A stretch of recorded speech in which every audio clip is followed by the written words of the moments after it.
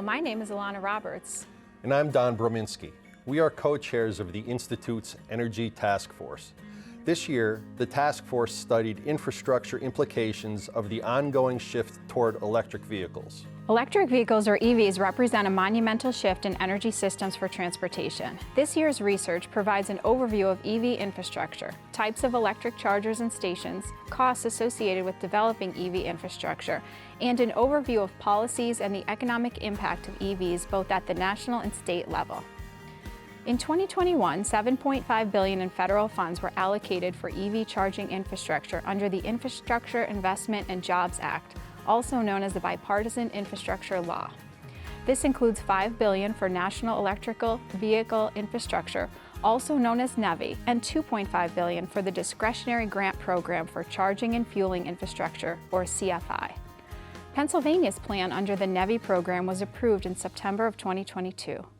PennDOT has advanced appropriations of $61.9 million for the next 2 years. Some of this amount may be used for labor and workforce training, planning, outreach, and program management as allowed by NEVI guidelines, and the remainder for the corridor. The plan's priorities are to build out the Alternative Fuel Corridor, or AFC network, expand charging to non-interstate routes that can serve disadvantaged communities, provide mobile charging to support emergency response motorists, enable charging at key public destinations and mobility hubs, and develop infrastructure to support heavy and medium-duty freight movement. Alternative fuel corridors are intended to have charging infrastructure at least every 50 miles, with criteria for charging capacity and speed. Interstates 80, 81, and 84 are designated as AFCs, but do not yet meet these standards, so new charging infrastructure is needed. The region's other AFC-designated highway, the Pennsylvania Turnpike Northeast Extension, already meets AFC standards for EV charging. If opportunities arise to designate additional highways in our region as alternative fuel corridors, state or regional officials should consider highways such as U.S. Route 6, which serves numerous employment and population centers in the Lackawanna Valley in Wayne County, while connecting many communities across the northern tier. Other potential corridors not yet designated as AFCs include Interstate 380 in the Pocono region, Interstate 180 near Williamsport, and U.S. Route 11 through the Wyoming Valley. Nationwide, $1.25 billion has been allocated for areas of implementation beyond AFCs. Regional entities should consider applying for CFI funding to support charging infrastructure in multifamily residential settings, public schools, colleges and universities, healthcare facilities, and parks. The Federal Highway Administration has opened the first round of the Charging and Fueling Infrastructure Discretionary Grant Program for applications for a community program and AFCs. Other funding sources also exist to support projects like these. In total, 14 state incentives and 6 utility or private incentives related to electric vehicles were identified in Pennsylvania.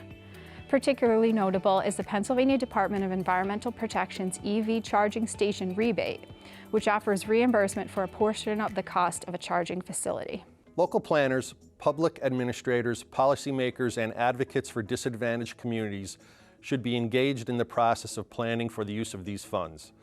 Their engagement will help ensure that allocation of EV infrastructure funds is consistent with county and municipal comprehensive plans, adequately serves disadvantaged communities, and is conducive to sustainable economic development. Finally, it is important to consider that a large-scale shift toward a vehicle electrification will have significant ramifications for transportation infrastructure funding.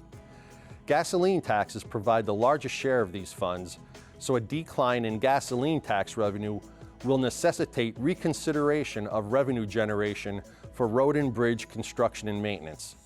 The economic impacts are complex, as oil and gas extraction is an important part of Pennsylvania's economy. However, modeling has shown the potential for economic benefit due to the opportunity for long-term consumer savings to be reinvested in local economies. There are other issues to research. For example, will power plant emissions rise as electric vehicles increase in the United States? Is the electric infrastructure in need of upgrades or expansions to support increased electric vehicles? And if so, how is that funded, and what will be the impact on ratepayers? While extensive study of these issues were beyond the scope of our current research, we recommend further research in this area. Thank you very much. Thank you.